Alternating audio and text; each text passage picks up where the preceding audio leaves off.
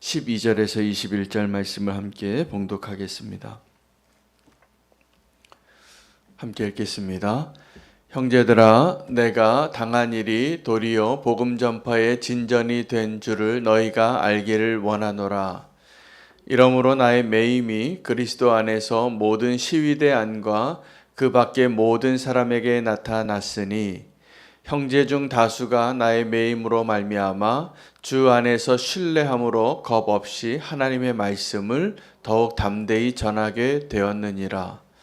어떤 이들은 투기와 분쟁으로, 어떤 이들은 착한 뜻으로 그리스도를 전파하나니, 이들은 내가 복음을 변증하기 위하여 세우심을 받은 줄 알고 사랑으로 하나, 그들은 나의 매임에 괴로움을 더하게 할 줄로 생각하여 순수하지 못하게 다툼으로 그리스도를 전파하느니라.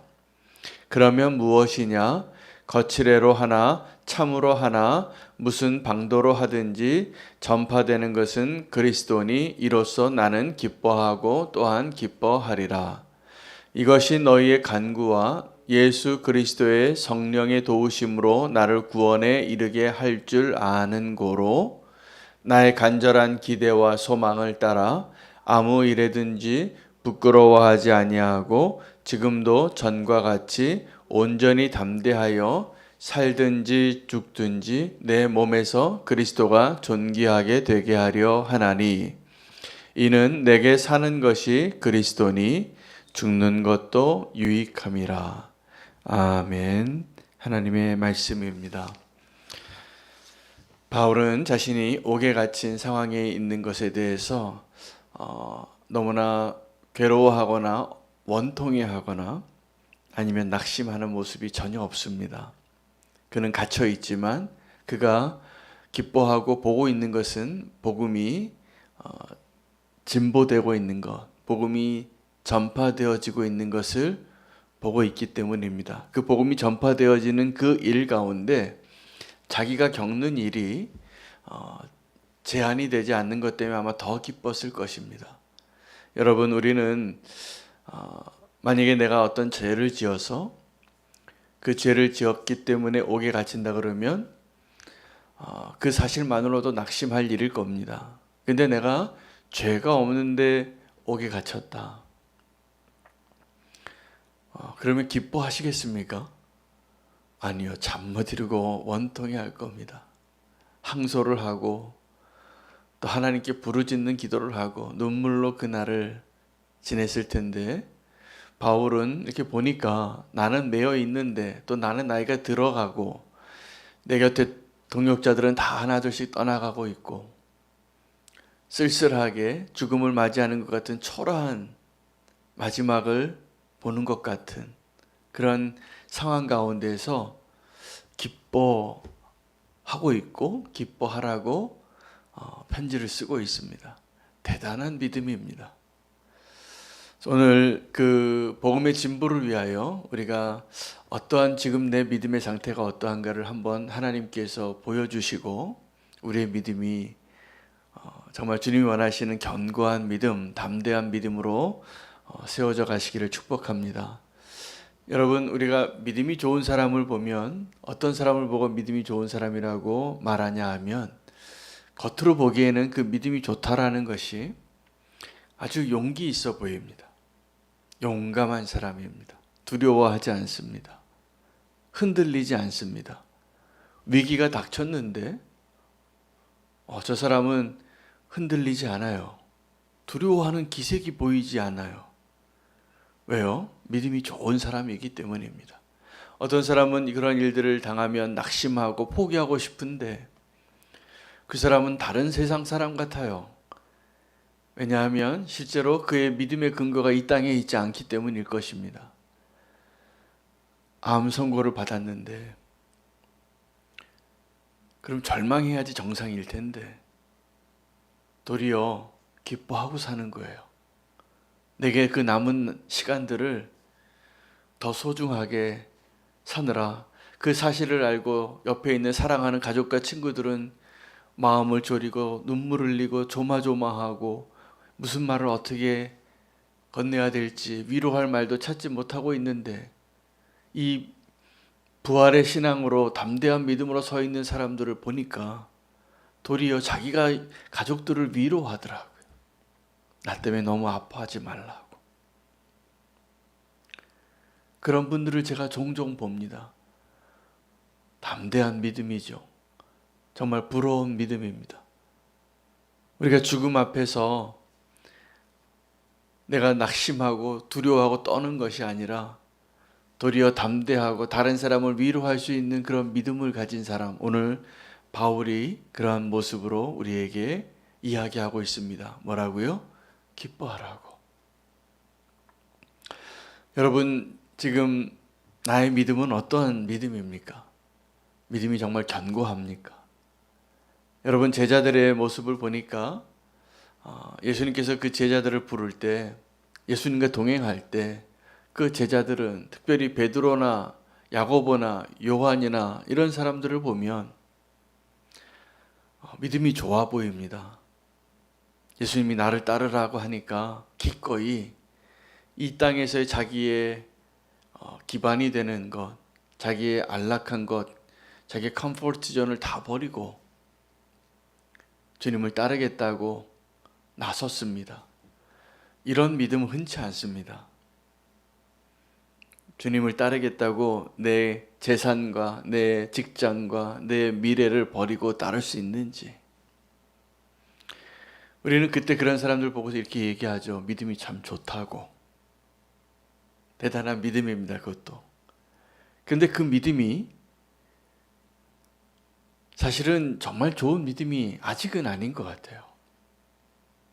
그 믿음이 그 예수님을 열정적으로 따르던 그 베드로가 그 3년 안에 그 제자들 중에서도 우등생이었는데 가룟 유다와 별 다름없는 연약한 믿음이라는 것이 드러납니다. 언제요? 아무도 보지 않을 때. 깜깜한 밤의 대제사장들 그 뜰에서 그 여종 하나가 당신 누구냐 이렇게 물었을 때 본능적으로 자기를 보호하고 싶어서 나 딴 사람이라고 말하고 있는 거죠. 그는 그것이 작은 거짓말이라고 생각했지만 사실은 자기의 믿음이 다 드러나는 모습이었어요. 제자들이요, 그 베드로를 포함해서 예수님이 십자가에 달릴 때 아무도 곁에 없었습니다. 다 흩어졌습니다. 멀리서 그나마 그 베드로가 그래도 그 제자들 중에서 멀리서 예수님 어떻게 되시는가 바라봤던 제자예요. 다른 제자들은 다 뒤에 숨었습니다. 예수님이 잡혀갔고 이제 죽음이 분명해 보여지는 그 시간대에는 도리어 힘없고 연약했던 여자들이 예수님을 보고 눈물을 흘리고, 예수님 부활하셨는데 그 부활하신 예수님을 만난 제자들의 모습은 더 가관입니다. 믿음이 없어요. 없어 보여요. 그냥 실패자예요. 실패한 스승을 따라다니던 실패한 제자들이죠. 예수님은 그들을 위로하고 다시 사명을 주고 다시 나를 따르라라고 그들의 믿음을 회복시켜 주십니다. 그리고 그들이 정말 믿음이 담대한 자의 모습으로 서게 됐을 때는 예수님이 그들을 떠나서 승천하시고 성령님이 임하셨을 때입니다. 그리고 그들은 담대한 모습으로 교회를 시작하고 예루살렘 교회에 핍박이 와도 그들은 담대한 모습으로 그 교회를 지키는 정말 지도자다운, 그 예수님이 예언하신 대로 그 12제자가 다 부끄럽지 않은 모습으로 가룟 유다를 빼고 주의 길을 걸어갑니다. 그리고 나중에 사도로 부름받은 이 바울도 정말 믿음이 무엇인가를 우리에게 보여주면서 그가 그 사명의 길을, 그가 달려갈 경주를 다 마치고 나서 마지막에 믿음이 무엇인가에 대해서 보여주고 말해주고 있는 것입니다. 여러분, 어떤 분들은 믿음이 좋다고 말하면서 굉장히 마음이 완고한 사람이 있습니다. 내가 신앙생활한 것이 경륜이 얼마나 됐는데, 내가 지금 타이틀이 뭔데, 내가 지금 맡은 자리가 뭔데, 이것 때문에 주변에 있는 다른 사람이 봐도 좀 그 사람이 완고해 보이고 권위적으로 보이고 마음이 굳어져 보이는 모습, 이것은 사실은 가장 연약한 믿음의 모습입니다. 자기가 믿음이 없을 때 우리는 이렇게 딱딱해져요. 경직되고 바로와 같이 완고한 모습으로 신앙생활을 하더라고요. 왜 그렇게 될까요? 믿음이 약하기 때문이에요. 믿음이 정말 강한 사람은 이 상황과 환경이 나에게 아무리 어려워도 흔들리지 않는 믿음으로 서는 것이지요. 근데 우리의 믿음이 연약할 때가 있습니다. 연약해집니다. 그 제자들처럼. 그러면 주님 앞에 내가 믿음이 연약합니다. 주님 좀 도와주십시오. 나와 함께 해주십시오. 나의 힘이 되어주시고 나의 피난처가 되어주시고 내가 기댈 언덕이 좀 되어주십시오. 이렇게 신앙생활하면 그 연약한 믿음을 주님이 얼마든지 강건하게 우리 안에 그 허락하신 그 성령님의 역사하심으로 우리의 믿음이 자라고 견고해질 텐데, 우리가 왜 여전히 믿음이 연약한 상태로 있을까요? 그 주님의 그 사랑의 손길을, 그 믿음이 자라게 하시는 하나님의 그 인도하심을 거절해 왔기 때문이에요. 그래서 그 거절해 왔다는 것이 어떤 것이냐 하면, 주님은 우리의 믿음을 자라게 하시고 정말 견고한 믿음이, 담대한 믿음이 되게 하시려고 때로는 고난을 주세요. 때로는 내게 가시 같은 사람을 좀 옆에 두세요. 때로는 우리가 실패하는 일을, 내 연약함이 다 드러나는 일을 허락하세요. 근데 그런 일을 주님과 함께 통과하게 되면 우리가 담대한 믿음을 얻습니다. 견고한 세상이 감당할 수 없는 믿음. 오늘 바울을 보세요. 이 바울을 세상이 감당하겠습니까? 노년에 이제 죽을 날이 얼마 안 남았는데 사형 선고를 받은 그 사람이 기뻐하고 있어요. 어떻게 감당해요? 이런 믿음을. 그리고 자기가 옥에 갇힌 것을 통하여 그가 기뻐하는 이유가 무엇인가? 그가 기뻐하는 것은 내가 이 감옥에서 나가면 기쁘고 감옥에 갇혀 있으면 슬프고 이런 것이 아니에요. 내가 감옥에 있든지 내가 매여 있든지 아니면 자유한 자가 되어 있든지 내가 기뻐하는 이유는 그리스도가 전파되는 것이 기쁜 거예요. 왜요? 그 그리스도가 전파되어지는 것이 복음이기 때문에, 그 그리스도가 전파되어지는 것이 죄에 억눌려 있는 자들을 자유케 하는 것이기 때문에, 그리스도가 전파되어지는 것이 그들의 삶을 바꾸고 소망이 생기고 정말 영원한 생명을 얻는 하나님이 기뻐하시는 그 일을 이루는 것이기 때문에 기뻐하는 거예요. 그런데 보니까 우리는 어떻게 사는가 했더니 내가 옥에 나가면 기쁘고 옥에 갇혀 있으면 슬픈 거예요. 내가 좀 일이 잘 돼서 돈을 잘 벌면 기쁘고 내가 어려움을 겪으면 죽을 것 같은 거예요. 사람들이 내게 박수를 쳐주고 좀 인정해주고 당신 대단하다고, 당신 멋있다고, 당신 훌륭하다고, 당신을 존경한다고 이런 말을 들으면 기쁘고, 나를 좀 알아주지 않으면, 내가 이렇게 수고했는데 나를 못 알아준다면 섭섭하고 그렇게 되는 거예요. 우리의 기쁨이 정말 믿음으로 기뻐하는 자가 된다면 내 상황과 환경 때문이 아니라, 내게 이루어지는 일 때문이 아니라 주님께 이루어지는 일 때문에 기뻐하는 자가 되는 것. 이게 믿음입니다. 여러분, 믿음이 좋은 사람이 되고 싶지 않으십니까? 이제 좀 그만 흔들리고 싶지 않습니까? 견고하게 그 믿음의 길을 가고 싶지 않습니까? 근데 그게 바로 주님이 원하시는 거예요. 여러분, 믿음은 견고한 겁니다. 담대한 겁니다. 그리고 그 믿음은 마치 씨앗이 뿌려지면 농부의 손길을 통하여 하나님이 허락하신 그 햇살을 받고 하나님이 내려주신 하늘의 그 비를 머금고 자라게 되어 있어요. 믿음은.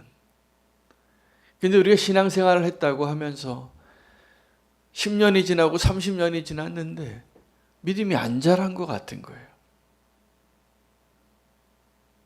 그럼 여기에 뭔가 문제가 있는 거 아닙니까? 우리 믿음이 자라서 처음에 우리 예수님 믿었을 때 그때 우리가 믿음의 결단을 하고 믿음의 길을 다 들어서셨을 겁니다. 근데 우리 믿음이 자라지 않으면 그 기쁨을 잃어버려요. 가짜 기쁨으로 살아요. 그냥 내 손에 들어오는 것, 내 눈에 보기 좋은 것, 내 입에 달콤한 것, 내 귀에 듣기 좋은 것. 이게 기쁘다면 우리의 믿음을 한번 다시 점검해 보셔야 됩니다. 하나님은 우리를 그것 때문에 부르지 않으셨어요. 정말 우리가 기뻐해야 할 내용이 바뀌어지시기를 축복합니다. 그 기쁨이 바뀌어지려면 믿음이 필요해요. 믿음이 자라지 않아서 그 제자들이 풍랑을 만나면 죽는다고 외쳤습니다. 그 주무시는 예수님 깨워서 지금 우리가 죽게 된 것을 돌보시지 않으시냐고. 우리 큰일 났다고. 호들갑을 떠는 거죠. 주님께서 눈 비비고 일어나서 믿음이 없어서 소동을 치고 있는 제자들에게 믿음이 적은 자요 라고 말씀하셨어요. 왜 두려워하느냐고. 여러분, 믿음이 없으면 두렵습니다. 믿음이 있으면 그 두려움을 다스릴 수 있습니다. 그런데요, 그 믿음이 주님도 우리에게 믿음을 주셨고 그 믿음이 자라기를 원하시는데 그 믿음이 언제 자랍니까? 우리가 믿음을 사용할 때 믿음이 자라는 거예요. 근데 우리가 믿음을 사용하기보다는 내 힘을 사용해요. 여러분, 믿음을 사용한다는 것은 다른 것이 아니라 내 힘이 아니라 하나님의 힘을 사용하는 방식이에요. 삶의 방식 가운데. 하나님의 때를 기다리고, 여러분, 믿음은 그래서 기다리는 거예요. 조급하게 내가 반응하지 않고, 지금 절망스러운 상황이 있어도 믿음으로 기다려 보시기를 축복합니다. 그래야 내가 일하지 않고 주님이 일하시는 것을 보게 될 겁니다. 오늘 바울은 믿음이 어떠한 것인가를 우리에게 보여주고 있는 소중한 본문입니다. 자기는 갇혀 있고 복음이 전파되어지는데 자기가 할 수 있는 게 없잖아요. 근데 믿음이 있는 사람은 그 시간에 그 자리에서 기뻐합니다. 뭐 때문에 기뻐하냐 하면 이 바울은 영적인 지도자잖아요. 그래서 그가 갇혔다는 것을 보고 다 두려워하는, 예수 믿는 사람을 핍박하는 시대에 지금 살고 있는 그때에 로마 제국의 정권이 교회를 핍박하기 시작하고, 두 번의 핍박이 있었습니다. 교회에, 그 초대교회에. 첫 번째 핍박은 유대인들의 핍박이었어요. 이 예수 믿는 사람들이 기존의 그 유대교를 비판하고 개혁을 했으니까 그 가르침을 따르지 말라고. 나중에는 이 정치적인 핍박을 받습니다. 예수 믿는다는 이유로 박해를 받고 오해를 받고 옥에 갇히는 일이 있을 때 그들이 다 공통된 목적을 가지고 박해를 했는데 이 복음이 전파되어지는 것을 막고 싶은 거예요.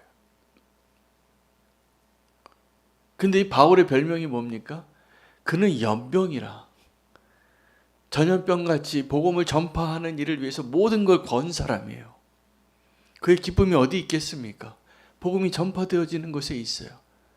근데 심지어는 그가 갇힌 것까지도 그가 복음을 전하다가 의로운 삶을 살려고 하다가 다른 사람에게 복음을 전하려고 하다가 옥에 갇혔는데 그 동력자들이 그리고 그가 세웠던 교회들이 힘을 얻는 거예요. 우리에게 복음을 전해줬던 저 바울이 복음을 전하다 옥에 갇히기까지 견고한 믿음으로 선 것을 보니 우리도 지금 그렇게 잡혀갈까봐 끌려가서 죽을까봐 두려웠는데 두려워하지 맙시다. 우리 저 목사님 보세요. 우리 선교사님 보세요. 그리고 힘을 냈다는 거예요. 어떻게 해요? 왜요? 저 바울은 우리 때문에 우리에게 복음을 전하는 그 일 때문에 옥에 갇히는 수고까지 고난을 당하는데 우리보다 더 고난당한 모습을 본 거죠. 그래서 힘을 내는 거예요. 복음을 전파하는 일에. 그런데 어떤 사람은 아마 복음을 전한다는 것으로 봤을 때는 같은 동력자일 수도 있습니다.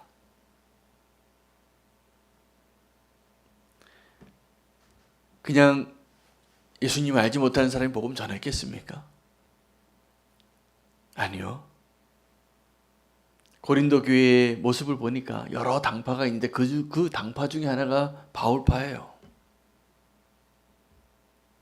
그럼 예수 믿는 사람들 안에서 시기와 질투로 경쟁하는 마음으로 이전에는 복음을 전하는 일에 이렇게 담대한 용기를 내지도 못했던 사람들이 나랑 경쟁하는 저 바울이 지금 어려움에 처했는데 바울에게 좀 어려움을 더 더해주게 하려고 이전에는 하지도 않는 열심을 내서 복음을 전하는 것을 보는 거예요.